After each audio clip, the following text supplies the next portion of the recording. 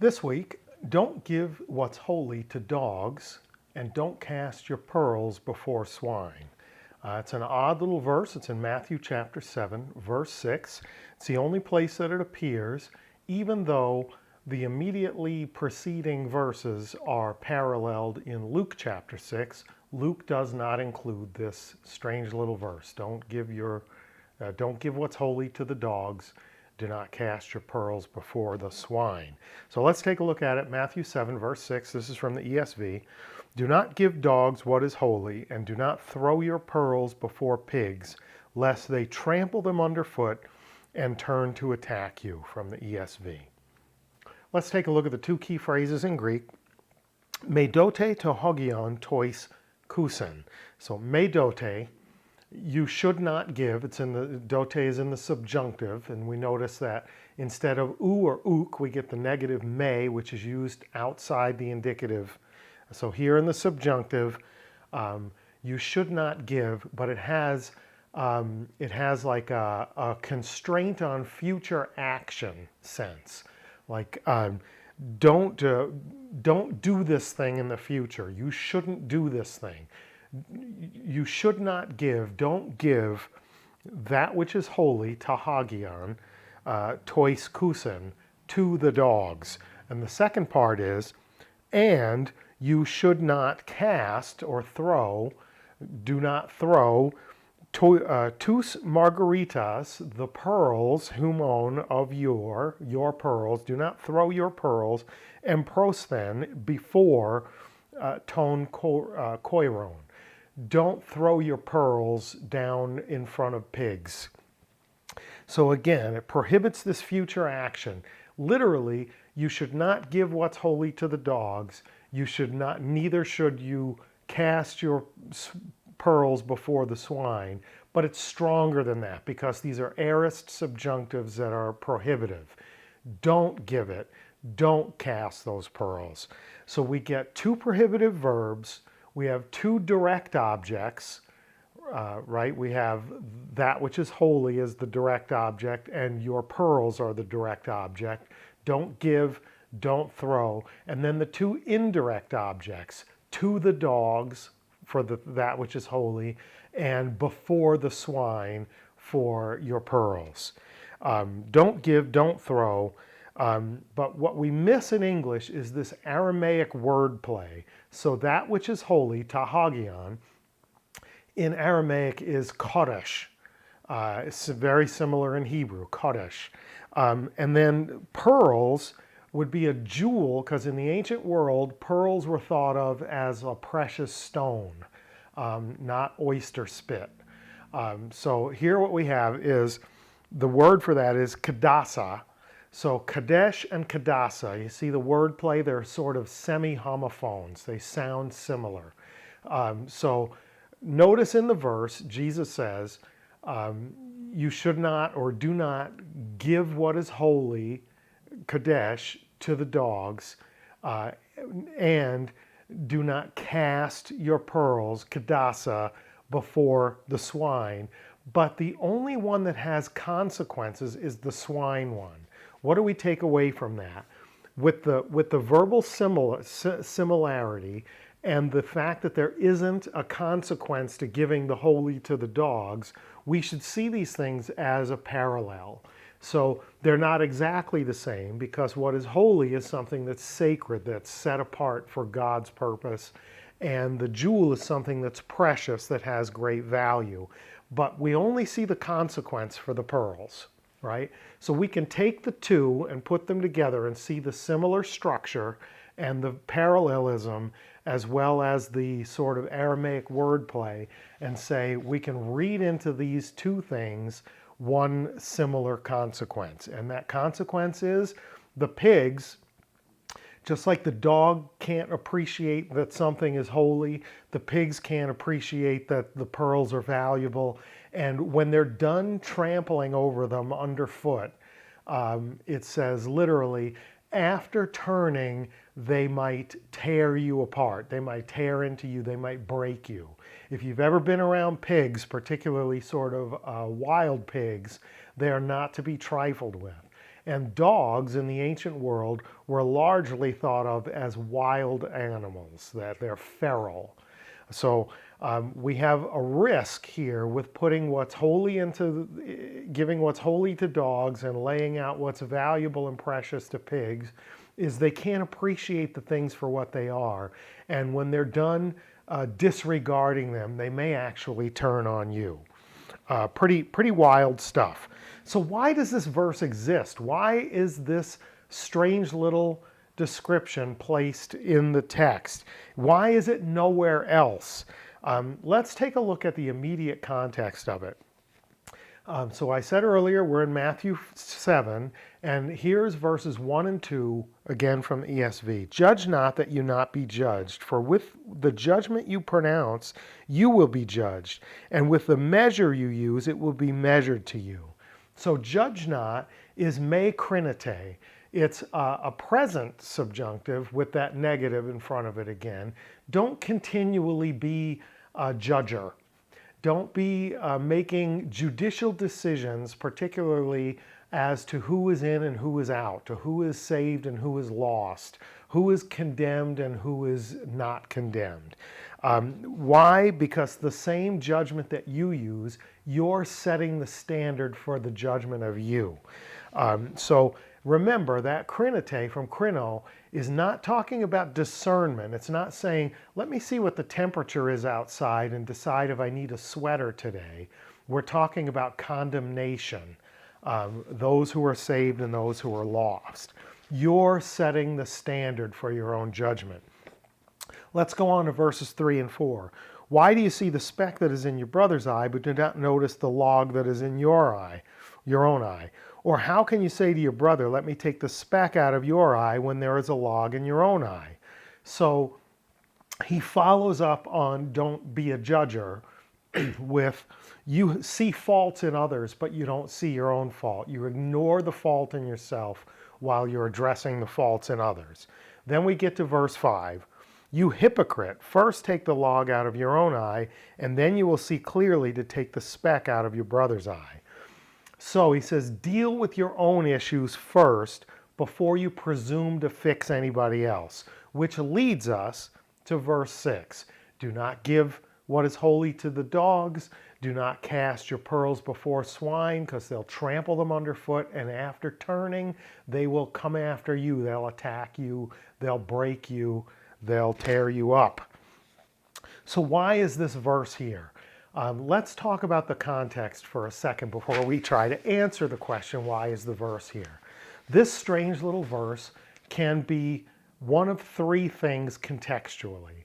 It can either be the conclusion of this section that we just read, don't judge, deal with, you have a speck in your eye while you're looking at, you have a plank in your eye while you're looking at the speck in your brother's eye. Don't be a hypocrite, deal with your stuff before you try to deal with others. It can be the conclusion of that paragraph, that pericope. And I think that's probably what it is.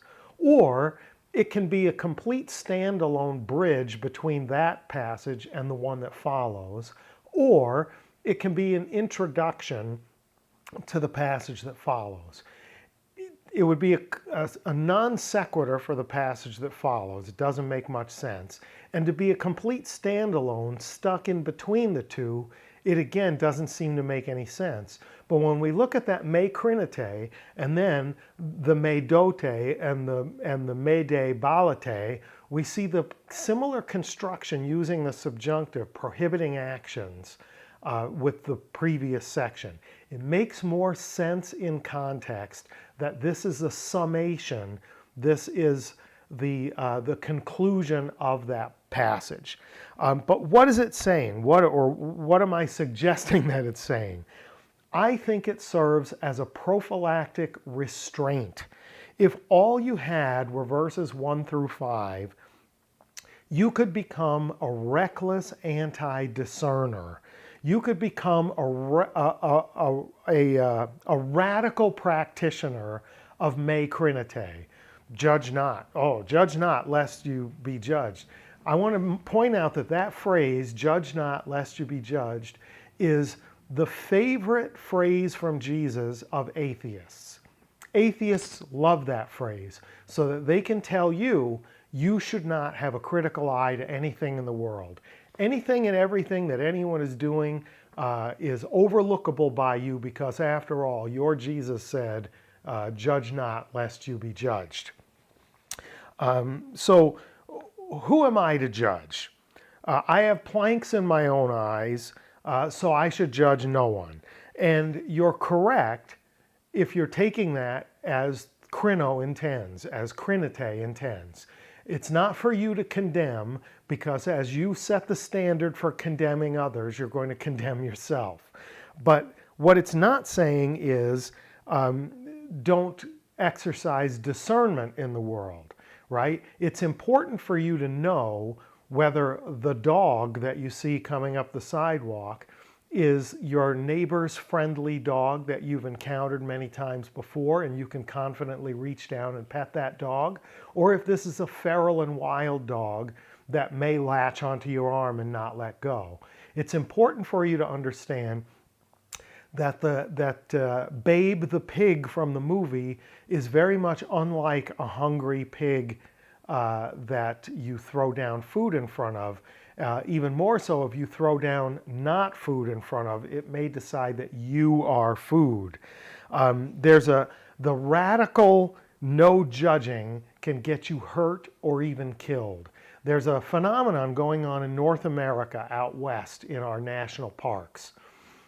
People see these majestic bison, the American buffalo, these bison, big shaggy bovine-looking creatures, and they see them in the fields, and it's this beautiful pastoral scene.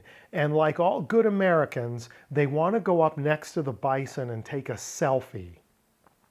And because they've seen dairy cows driving through the countryside, and because these animals look somewhat similar to dairy cows, and they see them standing in a field much like dairy cows, they think they can walk up to the bison and take a selfie with the bison. And sometimes they manage to get away with it. But if the bison is not in the mood, they get maimed and even killed. This is happening time and time again in our national parks. Why? Because they're not exercising discernment and recognizing that they need to know the difference between a bison and a dairy cow. And not knowing the difference might get you hurt or even killed. If you decide, well, who am I to judge? I'm not going to judge whether this bison is more or less dangerous than a cow. I just want to get a picture with this beautiful animal. You may find out that you're not practicing me krinete. You're not avoiding judgment. You're choosing not to exercise discernment, and that can get you killed. One of my favorite authors wrote something along this line. This is a close paraphrase. The man who says, "Who am I to judge?" is saying, "Who am I to live?" Why? Because all of our lives is an act of informed discernment. We decide whether or not to eat something based on discernment. We take the information that we have and we decide whether or not we're going to eat it. We're walking through the woods and we see a mushroom. Do I want to pluck that up and eat it?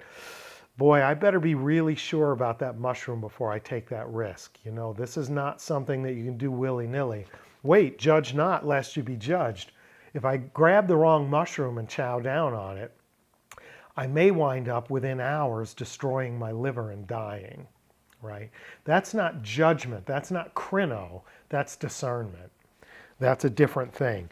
So what is it that verse 6 seems to be doing here after the don't judge, take a look at your own eye before you look at another's? What is this? What does it do for us? It gives us sort of a backstop on do not judge. Don't condemn doesn't mean that everyone you encounter and interact with is open to that interaction. Don't walk up to everyone assuming that you can lay out before them that which is holy, that you can cast pearls in front of them and have them accept it in the same way that someone else might. This calls for some discernment. Yes, you can't judge who is saved and lost. You can't judge who will be saved and who will be lost. And yes, you do have your own sins to deal with, but also not everyone you encounter is as open to hearing from you, is as open to your Christian witness as others are. And you may not be able to see that for what it is right off the bat, but you better exercise some discernment. When you get a glimpse, a hint in your mind that you're not dealing with your neighbor's pet, but you're dealing with a feral dog, it may not be wise to lay out that which is holy before them. When you understand that you're dealing with not someone who is a seeker looking for enlightenment and insight, but is in fact part of a herd of swine. Notice he uses two unclean things, feral dogs and pigs, unclean things. He says, when you understand that that's what you're dealing with, you cast pearls before them, they don't see the value. They just trample them down, and they might turn on you next. I think it serves as a great backstop to me Trinite. You can get carried away with me Trinite. You can start saying, who am I to judge? And you might find out that the result of not exercising discernment is, who am I to live? Because the bison doesn't want to take a picture with you. The wild dog can't appreciate what is holy. The swine doesn't see value in pearls because it can't eat the pearls, but it can eat you. Interesting little verse within that context seems to provide a backstop to prevent you from becoming a radical practitioner of anti-discernment, to become reckless in your non-judging. You must practice discernment to know the difference between your neighbor's golden retriever and a wild feral dog. You must be able to tell the difference between Babe the pig and a swine that will turn on you and tear you apart. You must know that the bison is not like a dairy cow and is not going to pose for a picture with you, and you may get hurt. You may even get killed. I think that's what makes this a great little verse. I'd love to know what you think. Hit me up in the comments. If this was good for you, like, share, subscribe, hit the notification bell so you know when there's new content. And until next time, Karas Kai Reina Humi, grace and peace to you.